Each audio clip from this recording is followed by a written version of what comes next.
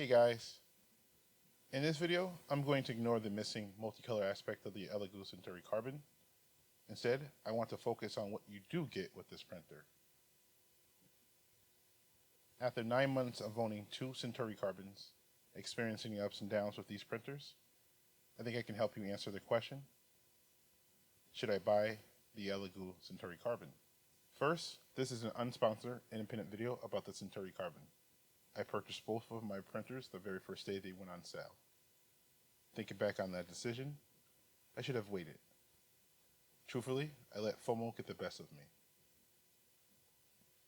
My major problem, the infamous printing in the air issue with the Centauri Carbon, is documented on this channel. But I was able to repair both machines with replacement tool heads supplied under warranty from Elegoo. I will not get into that problem in this video, but if you wish to know more, I've provided links to my other videos about the problems I had. Initially, Elegoo positioned the Centauri Carbon as a direct budget competitor to the Bamboo Labs X1C. I believe that was a mistake. No, the X1C is far from being the perfect printer. However, its advanced functionality easily outclassed the Centauri Carbon. A much better comparison should have been made with the P1S. Hey, do me a favor? Please like and subscribe.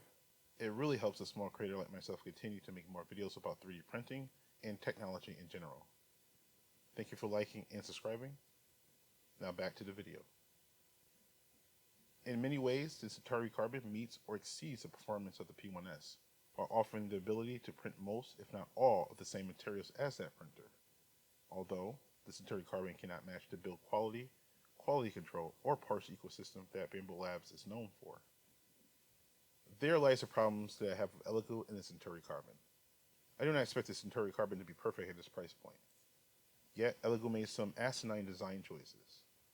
From the poorly executed spool holder mount to the sharp bend in the PTF tube going into the tool head. Don't get me started on the chamber lighting. Fortunately, some of the design issues have been fixed in the latest revision of the Centauri Carbon. There is one massive thing no one seems to talk about though. The lack of replacement parts. I could forgive Elegoo on the QC issues, and I can understand the lower build quality due to the price. However, it has been 9 months since the Centauri Carbon launched, and the only replacement parts you can buy from Elegoo are the hot end and build plates. That's it. Companies like Sobol, Bamboo Labs, and even Qt offer replacement parts for their 3D printers. Again, it's been 9 months since the launch of the Centauri Carbon, and Elegoo still does not offer any substantial replacement parts. Here's the kicker. Elegoo has complete tutorials on how to replace almost all of the parts on the Centauri Carbon. What's the point of having these tutorials when your customers cannot buy replacement parts? This video wasn't created to be a hit piece on Elegoo or the Centauri Carbon. It was made to inform consumers about the possible issues and pitfalls. So should you buy the Centauri Carbon? Yes. And no. The Centauri Carbon will be the perfect machine for budget-minded people that can navigate its potential issues. It offers good to great print quality with most materials. I would be lying if I didn't say the core foundation of the Centauri Carbon isn't good. Although, I would not recommend the Centauri Carbon if it's your first 3D printer or if you care about after-sales support like replacement parts. The latter is very important to me.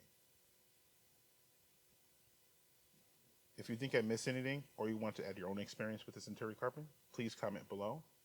Like and subscribe, please. Thank you for watching. I'll see you in the next video.